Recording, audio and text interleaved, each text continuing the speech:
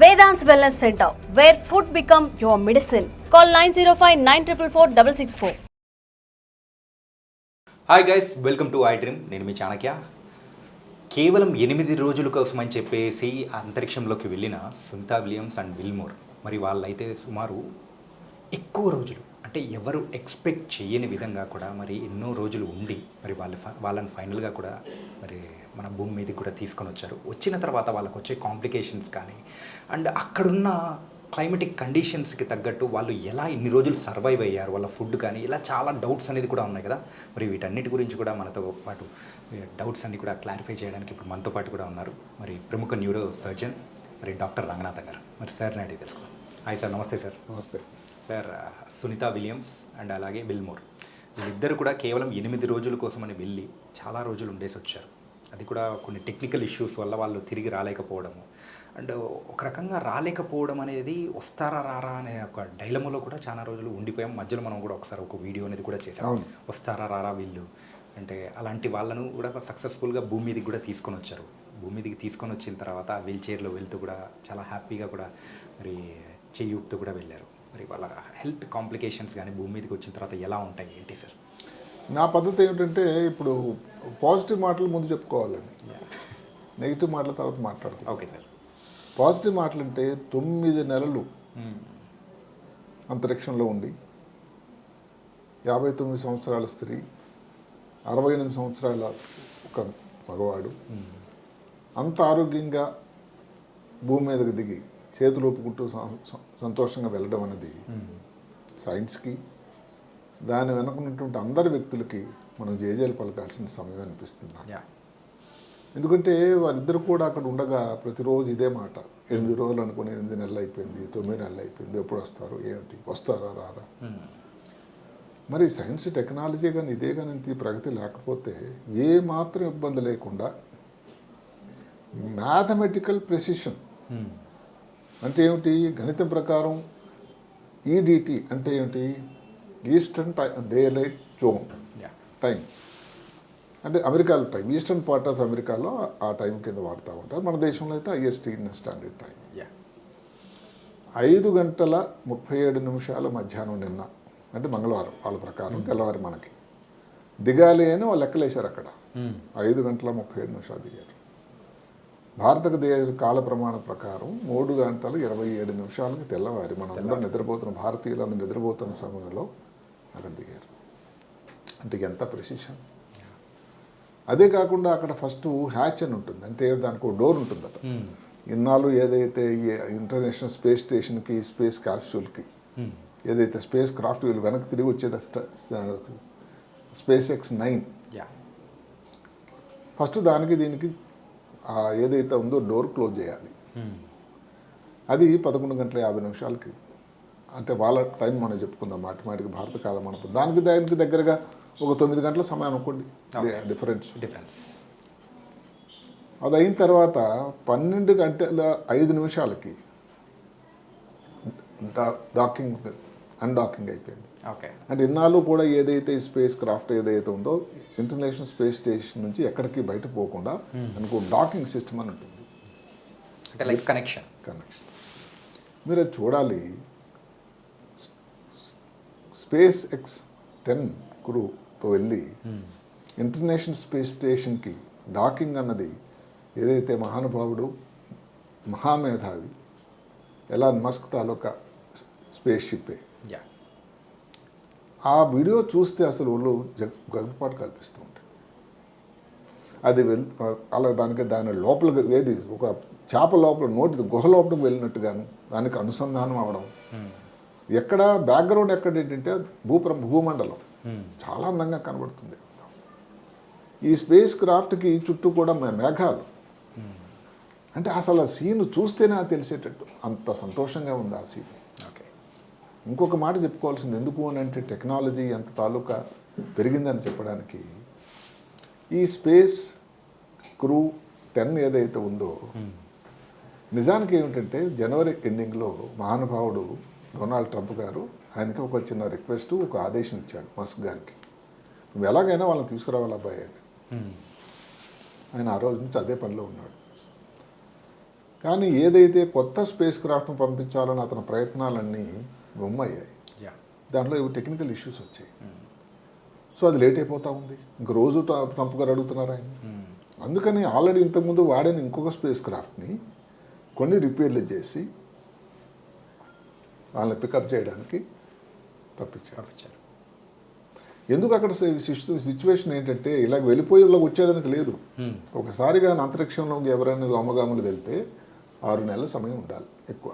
Okay. పరిశోధనలు అవన్నీ, ఎందుకంటే అలా వచ్చేదానికి ఎంత ఖర్చు ఎంత ప్లానింగ్ అవసరం. అందుకని సెప్టెంబర్లో వెళ్ళారు వాళ్ళు, స్పేస్ 9 క్రూ వాళ్ళు. సెప్టెంబర్ నుంచి 6 మాసాల పని అయిపోగా వాళ్ళు ఉండేటువంటి ఇద్దరు ఎవరైతే హేగ్ అని, గ్రుగోబావ్ అని, సునీత విలియమ్స్ నలుగురు వచ్చారు. ఇంకా సిస్టమ్ ముందు నుంచి అక్కడ ఉండేటువంటి ఒక వ్యోమగామి రష్యన్, మిగతా ముగ్గురు అమెరికన్ నాసా నుంచి వెళ్ళారు. ఎంత కోఆర్డినేషన్ అండి. 1 మ్యాన్ ఆప్షన్ లేదు, కొట్లాట లేదు.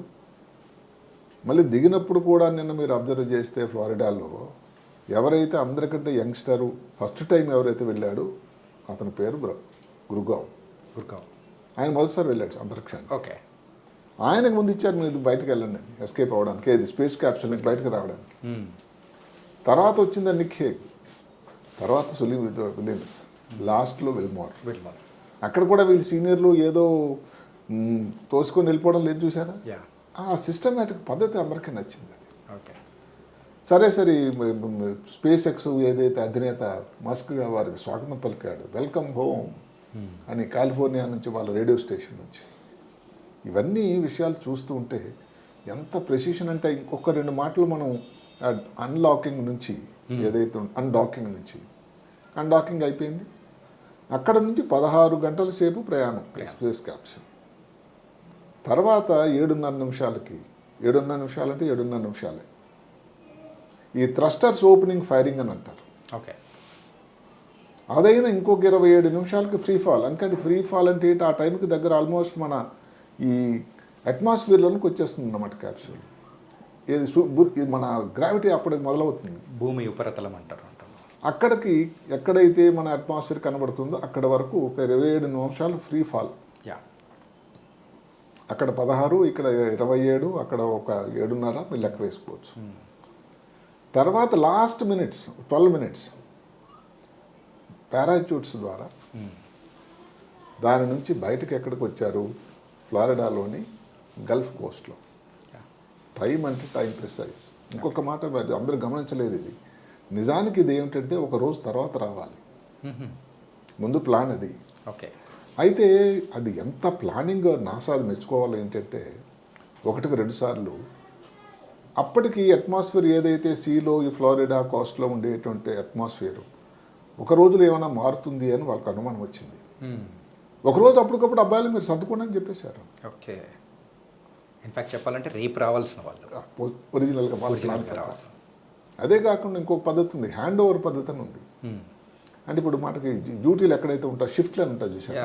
ఈ షిఫ్ట్ డ్యూటీలో ఈవినింగ్ షిఫ్ట్ వాళ్ళు నైట్ షిఫ్ట్ వాళ్ళకి ఏంటంటే అన్నీ చెప్తారు, అక్కడ ప్రాబ్లం ఉంది, ఇక్కడ ప్రాబ్లం ఉంది, ఇది చూడాలి, ఇది చూడాలి. ఏ ఉద్యోగులు వాళ్ళు, డాక్టర్లు, నర్సులు అంతే. స్పేస్ దీంట్లో కూడా ఇంటర్నేషనల్ స్పేస్ స్టేషన్లో కూడా ఇదే పద్ధతి ఉంది. అంటే ఏమిటి, మేము ఉన్న ఈ 9 నెలలు ఈ పనులు చేసాం, ఇంకా కొన్ని పనులు ఉన్నాయి, ఇక్కడ నువ్వు ఎక్స్పెరిమెంట్లు చేయాలి, ఇది నువ్వు చూడాలి, అది చూడాలి, నేను చేయగలిగిన చాలా వరకు చేసాం అని ఒక హ్యాండింగ్ ఓవర్ ఇవ్వడం అన్నది.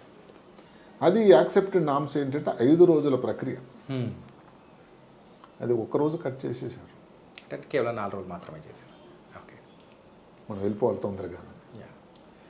9 నెలల ఈ ఇంటర్నేషనల్ స్పేస్ స్టేషన్లో ఉండేటువంటి వాళ్ళు ఉండడంలో సునీత విలియమ్స్ 12 కోట్ల మైళ్ళు ప్రయాణం చేసిందట. 12 కోట్ల మైళ్ళు ప్రయాణం అంటే భూమి చుట్టూ కూడా 4568 సార్లు భూప్రదక్షిణ జరిగింది. అన్నిసార్లు ఏదైతే సన్ షైన్ చూసిందా అంటే రోజుకి 16 సార్లు సార్. అదైతే అంతే కదా. యా. అదే కాకుండా 2 సార్లు స్పేస్ వాక్ చేసింది. ఒక్కసారి స్పేస్ వాక్ చేయడం అంటే ప్రాణానికి చెలగాటంతో సమానం. ఆ దీశాలి 2 సార్లు చేసింది. ఆమెతో మొదటిసారి విల్మోర్ పాల్గొంటే రెండోసారి నిక్ హేగ్ అంతే. రెండుసార్లు ఇద్దరు అదే వ్యక్తి కావడం మళ్ళీ ఓకే. ఈ మాత్రం కామన్ ఫ్యాక్టరే. ఓకే. ఆ కొత్తగా వెళ్ళినటువంటి ఏదైతే గుబ్బాన్ అయితే అతనికైతే అవకాశం ఇవ్వలేదు వాళ్ళు. అట్లా 67 గంటలు 6 నిమిషాలు టోటల్గా ఒక స్త్రీ వ్యోమగామి స్పేస్ స్టేషన్కి వెళ్ళి స్పేస్ వాక్ చేసినటువంటి ఘనత సునీత విలియమ్స్ది.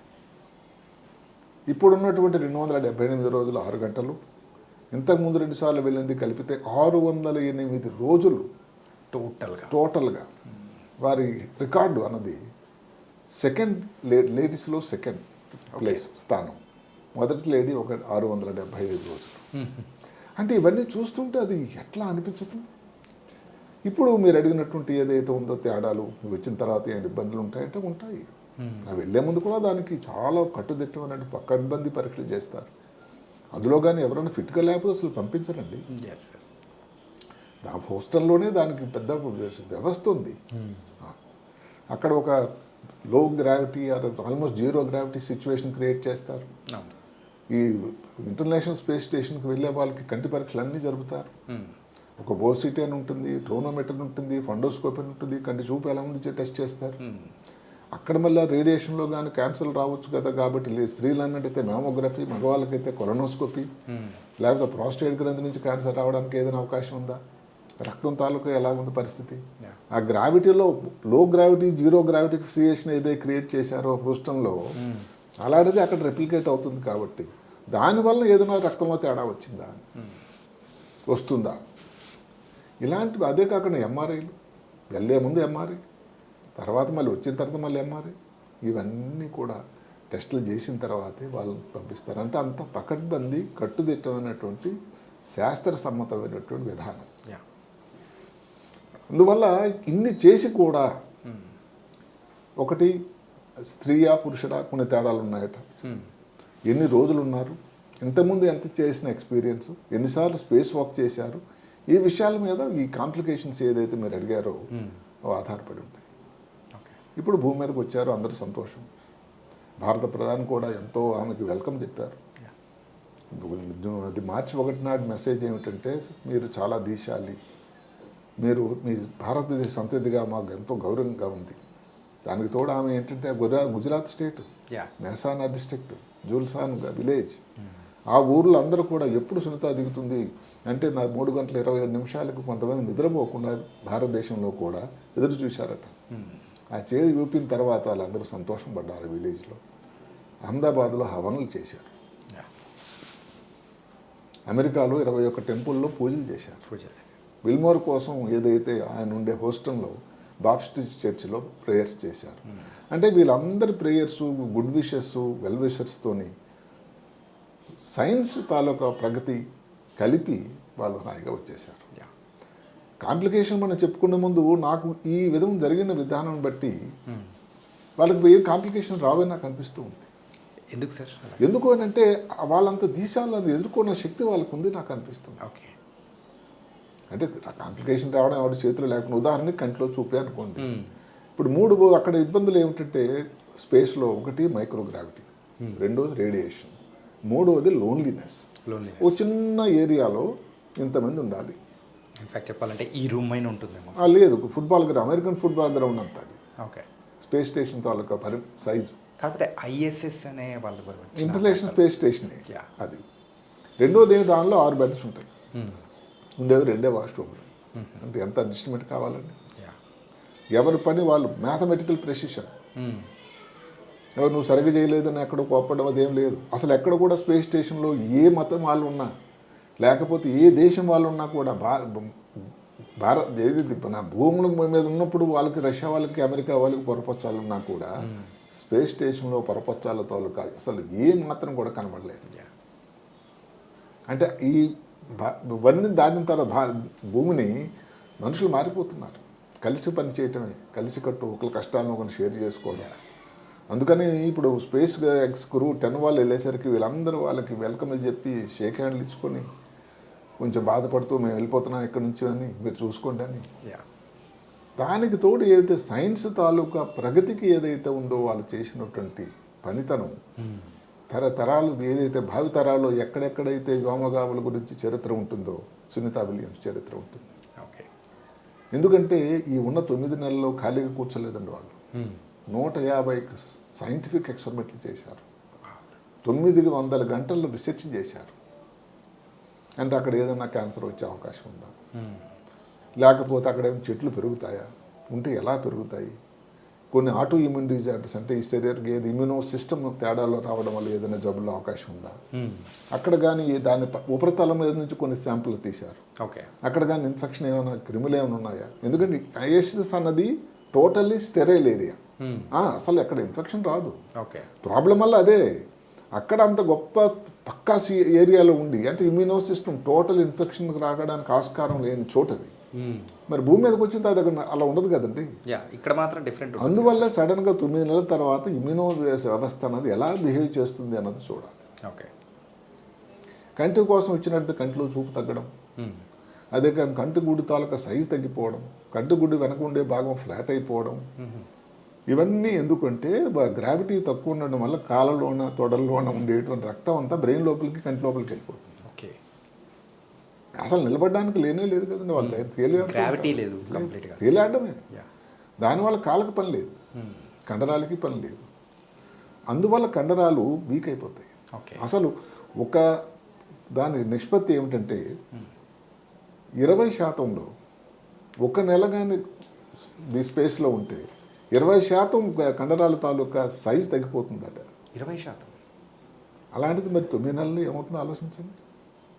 బోన్ డెన్సిటీ అంటాం, బోన్ తాలూకు ఉండేటువంటి కాల్షియం దాని తాలూకా స్ట్రెంగ్త్ సాంద్రత ఒక రోజులో ఒక నెలలో 1% తగ్గుతుంది.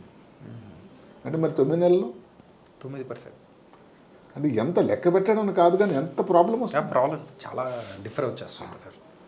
అంటే ఇలాంటివన్నీ ఉన్న పరిస్థితుల్లో కూడా అంత సంతోషంగా వాళ్ళు తిరిగి వచ్చారంటే అదే కాకుండా ఐసోలేషన్ అండి. మనిషి సంఘజీవి, చుట్టుపక్కల పలకరించే వాళ్ళు, మాట్లాడుకున్నా బాగోని అడిగేవాళ్ళు, ఫోన్ చేసేవాళ్ళు, ఎన్ని ఇంటర్నెట్ కాల్స్ చేసినా కానీ అక్కడ వాళ్ళ చుట్టాలతో బంధువులతో మాట్లాడి, అందుకని ఒకసారి ఇప్పుడు జనవరి ఎండింగ్లో ఒకసారి ఎంత ధైర్యవంతురాలైనటువంటి ఆవి కూడా కొంచెం బాధపడుతూ మాకు కూడా వెళ్ళి కలవాలి మా చుట్టాలని బంధువుల్ని, చాలా రోజులు అయిపోయింది కదా, మేము చేయాల్సిన చిన్న పనులు కూడా అక్కడ ఉన్నాయి, వాళ్ళందరూ ఎక్స్పెక్ట్ చేస్తున్నారు అని ఒక్క మాట మాత్రం అక్కడ నుంచి చెప్పడం జరిగింది. అక్కడ ఉన్నా కూడా ఇంత లోపల అమెరికా తాలూకా పొలిటికల్ వ్యవస్థ మారిపోయింది. వీళ్ళు ఒక మాట ఏదో అన్నా కూడా ఏ పొలిటికల్ పార్టీకి సైడ్ చేయకుండా ఎంతో సంయమనంతో నిజంగా ఒక క్లాసికల్ అమెరికన్ లాగా ఒక వ్యోమగాం ఒక స్టేబుల్ పర్సన్ లాగా బిహేవ్ చేశారు ఇద్దరు. అది కూడా మెచ్చుకోవాలి. ఇప్పుడు రేడియేషన్ కోసం వచ్చినట్టయితే రేడియేషన్ కాంప్లికేషన్ అయితే ప్రాబ్లమే ఉంటుంది. రేడియేషన్ వల్ల ఏమిటో ఉంటుంది, ఆక్సిడేటివ్ స్ట్రెస్ అని ఒకటి ఉంటుంది ఒక, దానివల్ల ఏమవుతుంది ఈ ఎర్ర రక్త కణాలు తయారయ్యేటువంటి వ్యవస్థలోనే కుదిరిపడుతుంది. ఓకే. దానివల్ల ఎర్ర రక్త కణాలు తాలూకా సైజు షేపు మారిపోతుంది, అవి డిస్ట్రాయ్ అయిపోతాయి తొందరగా. ఓకే. మామూలుగా అయితే సెకండ్కి 2 మిలియన్లు తెలియకుండానే అసలు అది ఒక పెద్ద ప్రకృతి సృష్టిగా అమర్చింది. రక్త కణాలు డ్యామేజ్ అయిపోతూ ఉంటాయి, కొత్తగా తయారవుతుంటాయి. మరి 2 మిలియన్లకి బదులుగా 3 మిలియన్ డ్యామేజ్ అయితే ఇంకా పెద్ద ప్రమాదమే. అదే జరుగుతుంది ఈ స్పేస్లో ఉంటే. ఆ స్పేస్లో ఉండడం వల్ల వచ్చేదాన్ని స్పేస్ ఎనిమియా అంటారు. అంటే రక్తం తాలూకా పర్సంటేజ్ తగ్గిపోవడానికి ఆస్కారం.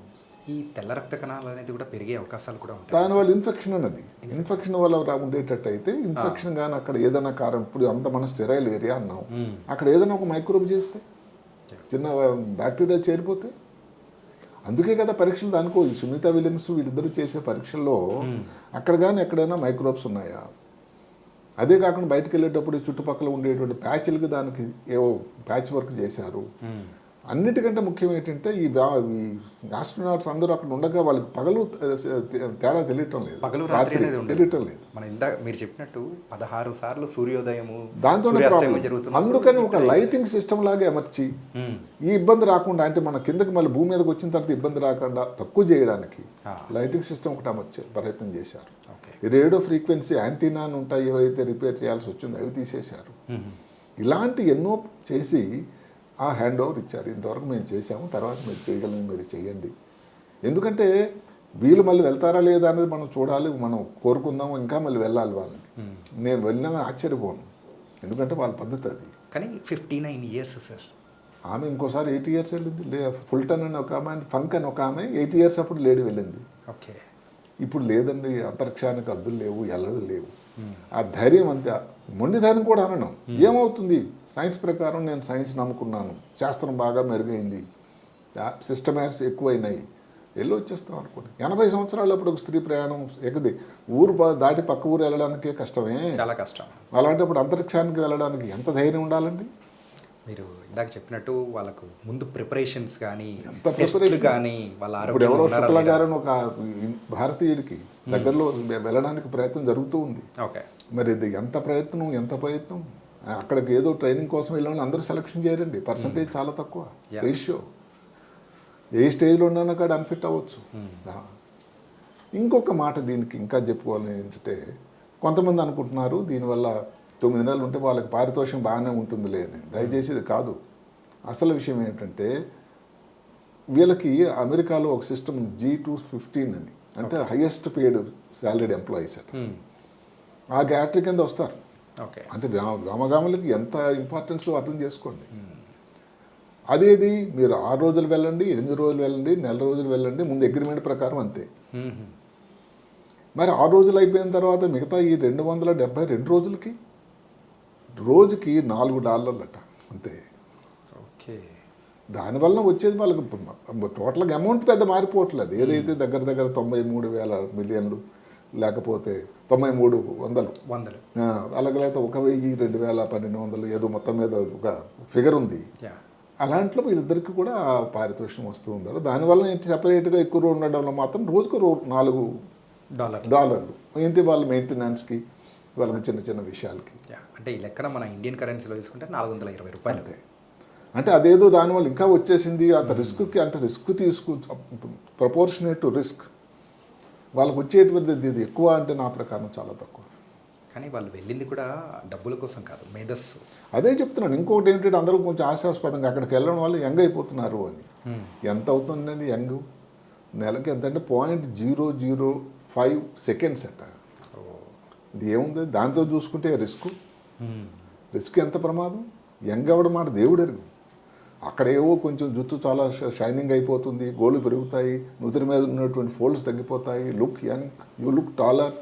మరి దానివల్ల వచ్చినటువంటి జన్యుపరంగా వచ్చేటువంటి వ్యాధులు, ఏదైతే పొడుగు ఇవన్నీ పెరగడానికి టేలోమేర్ ఉంటుంది, దానిలో వచ్చిన మార్పులు, శరీరంలో ఉండేటువంటి మైటోకాండ్రియా మైక్రో గ్రావిటీకి ఛిద్రమైపోయి రక్తంలో తేలియాడుతూ వచ్చేటువంటి జన్యుపరమైనటువంటి ప్రమాదాలు, క్యాన్సర్లు, ఈ రేడియేషన్ వల్ల వచ్చేటువంటి స్కిన్ క్యాన్సర్లు కానీ, ఇంకేదైనా శరీరంలో క్యాన్సర్ కానీ, 59 సంవత్సరాలప్పుడు మామూలుగానే జనరల్గా మెనోపాస్ వస్తుంది. వాళ్ళలో ఈ గుండెకు సంబంధించిన వ్యాధులు తొందరగా వచ్చి మార్టాలిటీ అంటే మరణం పర్సంటేజ్ చాలా తగ్గిపోతుందట. ఇవన్నీ తెలిసి కూడా ఒక 80 సంవత్సరాల స్త్రీయో లేకపోతే 59 సంవత్సరాల స్త్రీయో 90 రోజులు ఒకేసారి ఉండడం, 608 రోజులు టోటల్గా వెళ్ళడం, అది వాళ్ళ గొప్పతనం కాపు ఇంకేం చెప్పాలి. యూజువల్గా మనం ఇంతకుముందు చూసాం, మన భారత సంతతికి చెందిన ఒక ఆస్ట్రోనట్ కల్పనా చావ్లా గారు, ఆవిడ కూడా మరి అంతరిక్షం నుంచి రిటర్న్ వచ్చేటప్పుడు ప్రమాదవశాత్తు అది క్రాష్ ద్వారా చనిపోయారు. నిన్న సునీత విలియమ్స్ గారు కూడా వచ్చేటప్పుడు ఇన్ఫ్యాక్ట్ కొన్ని ఆ సంఘటనలు కూడా గుర్తు తెచ్చుకున్నారు, చాలా క్షేమంగా రావాలని చెప్పేసి కోరుకున్న సందర్భంలో ఒక మాట కూడా నాసా అని ఒక మాట. ఆ సంస్థకి మనం అందరం కూడా టఫ్గా ఉన్నా కూడా వాళ్ళని మనం ఎందుకంటే జేజేలు పలకాలంటే, బోయింగ్ స్టార్ లైనర్తో ఇబ్బంది వచ్చింది. విల్మోర్ వెళ్ళినప్పుడు అందులో లీక్ అయింది, ఆ థ్రస్టర్స్ పనిచేయలేదు. లక్కీగా వీళ్ళిద్దరు సీనియర్ వామగాములు కాబట్టి దాన్ని రిపేర్ చేసేసి మొత్తం మీద ISSకు చేరుకున్నారు. ఇష్యూ ఏమిటి, ఇప్పుడు అక్కడి నుంచి రావాలి. బోయింగ్ వాళ్ళ మధ్య, నాసా వాళ్ళ మధ్య ఎన్నో మీటింగ్లు జరిగాయి. సరే కదా, మహానుభావుడు ఎలాంటి మస్క్ను కూడా ఇంక్లూడ్ చేస్తే, ఎందుకంటే దానిలో వచ్చిన పాయింట్ కూడా ఉంది. ఇప్పుడు ఏదైతే ఇంటర్నేషనల్ స్పేస్ స్టేషన్ ఏదైతే ఉందో 2030 కల్లా దాన్ని పడగొట్టేస్తారు. దాని తాలూకా లైఫ్ అయిపోబోతుంది. ఓకే. ఇంకొక 5 సంవత్సరాలు తర్వాత ఆ స్టేషన్ మెయింటైన్ చేయబోదు ఎలాన్ మస్క్. సో ఆయన కూడా అందులో ఆ మీటింగ్లు పెట్టారు. ఈయన మరి అవకాశం దొరికింది కదా అని ఈ try to score A point. ఎవరు ఏం పని చేయాలంటే వాళ్ళే చేయాలి. అంటే ఏంటి, బోయింగ్ వాళ్ళు చేసేది ఏంటంటే విమానాలు, స్పేస్ క్రాఫ్ట్లు, స్పేస్ మీరు ట్రావెల్ ఎలాగంటే ప్లాన్ చేస్తారని అంటే ఒక విమర్శలు చేశాడు ఆయన. ఓకే. దానికి తోడు స్టార్ లైనర్ వాళ్ళు ఏమన్నారంటే లేదు మా స్పేస్ షిప్ ప్రమాణం అయింది, దానిలో ప్రమాదం లేదు, మేము గ్యారెంటీ ఇవ్వగలం, ఇద్దరు మామూలు తీసుకురండి అని. కానీ నాసా వాళ్ళకి మీరు అన్నట్టు ఆ దృష్టిలో కల్పన చావ్లా కనబడింది. అంటే ఎట్టి పరిస్థితుల్లో కూడా ఏం రిస్క్ తీసుకోవడం మాకు ఇష్టం లేదు. అదే కమ్యూనికేట్ చేశారు విల్మోర్కి, సునీత విలియమ్స్కి. వాళ్ళ తాలూకా కన్సర్న్ తీసుకొని వాళ్ళు కూడా ఎగిరైన తర్వాత 9 నెలలు అయినా కూడా వాళ్ళకి కొంచెం ధైర్యం నశించిందని చెప్పకపోయినా కొంత విసిగిపోయారు. ఇంకా మనం చూడాలి పిల్లల్ని కింద. కానీ సార్ సైకలాజికల్గా కూడా ఎంత మెయిన్గా ఎంత ధైర్యం ఉండాలి చూడండి. పోనీ అలాగని సోమరతనంగా కూర్చొని ఎప్పుడు పిలుస్తారో చూద్దాం లేని కూడా నిద్రపోయారా? లేదే.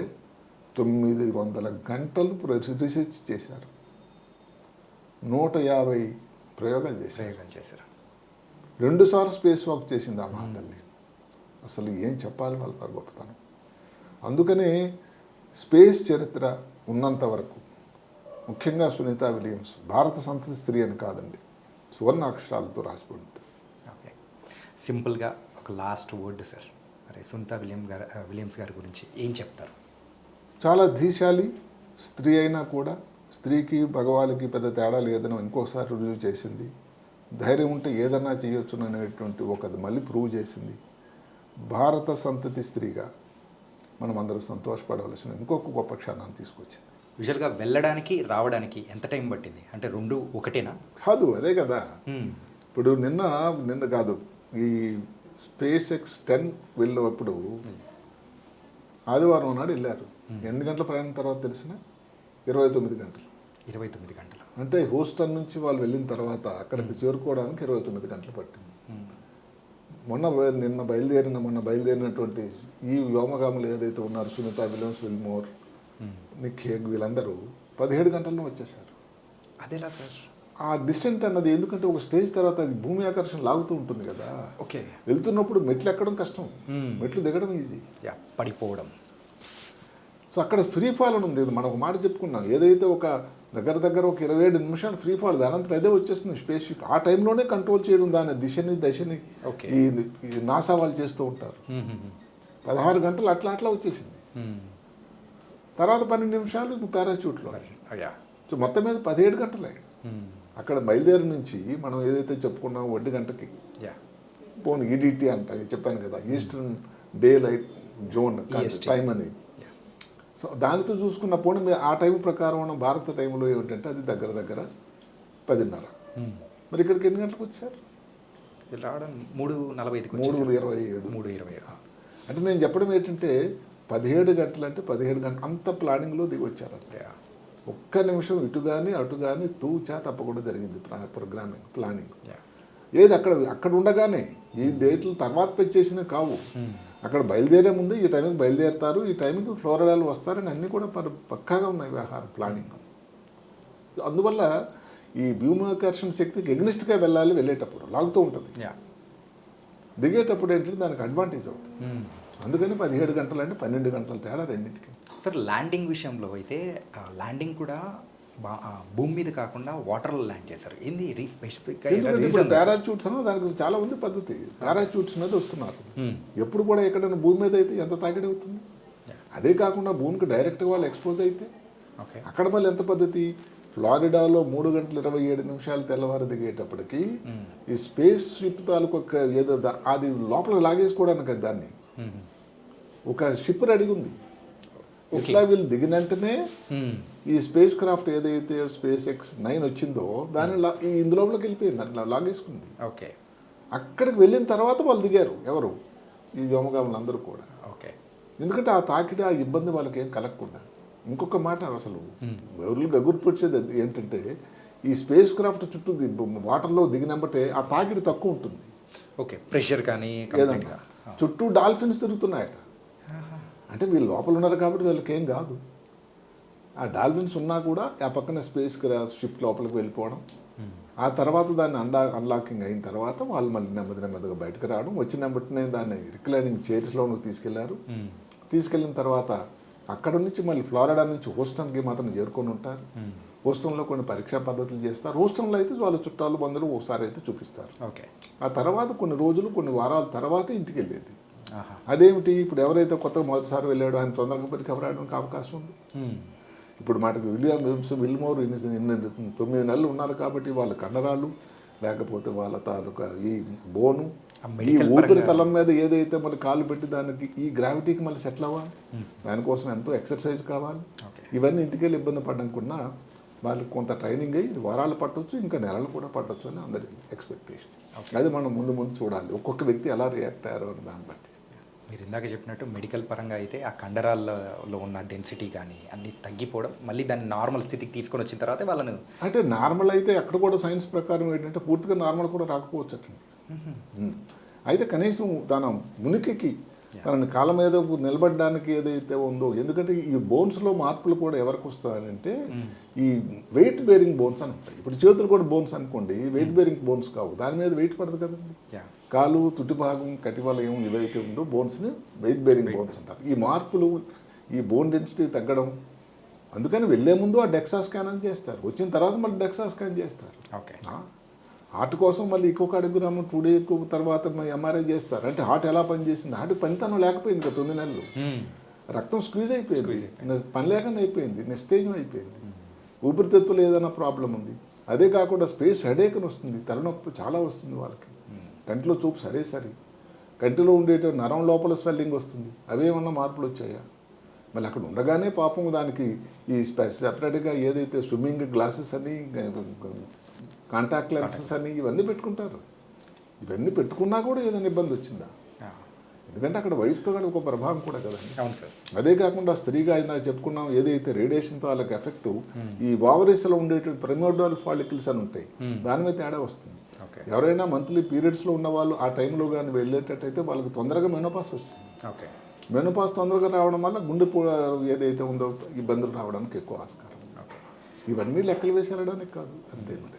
ఇంకోటి ఏంటంటే సార్, యూజువల్గా ఇక్కడ మన భూమి మీద ఉన్నప్పుడు రకరకాలమైన వాసనలు అనేది కూడా మనకు స్మెల్స్ వస్తూ ఉంటాయి, కానీ అక్కడ స్పేస్ మీదకి వెళ్తే కేవలం ఒక్క స్మెల్ మాత్రమే ఉంటుందంట కదా సార్? అదే రుచి వాసన రెండు కూడా బ్రెయిన్ తాలూకు ఎఫెక్ట్ తగ్గిపోతుంది.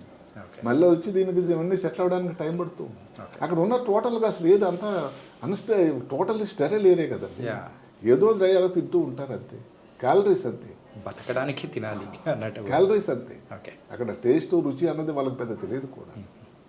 అంటే ఇక్కడ వాతావరణానికి అక్కడ వాతావరణానికి ఇంకా ముందు ఇంకా ఎక్స్పెరిమెంట్లు చేసి ఇప్పుడు మనకి ఇవన్నీ దానికోసం ఒక వాతావరణం క్రియేట్ చేయగలిగితే, ఇప్పుడు స్పేస్ టూరిజం అని ఏదైతే మనుషులు మాట్లాడుతున్నారో అలాంటి స్పేస్ టూరిజం కోసం ఈ ఎక్కువ మంది ప్రైవేట్ వాళ్ళు కూడా వెళ్తారు, ఊరికే టూరిస్టులు కూడా వెళ్తారు అనే అసలు ఇప్పుడు ఆలోచన. అందుకని ఇన్ని కంపెనీలు బ్లూ ఆరిజిన్ అని అమెజాన్ వాళ్ళు కానీ లేదా స్పేస్ ఎక్స్ కానీ లేదా బోయింగ్ కానీ వీళ్ళందరూ కూడా అందుకనే దాంట్లో ప్రవేశించడానికి కారణం చాలా మనీ ఉందండి. Okay, it was nice sir, and చాలా చక్కగా వివరించారు. Thank you so much sir.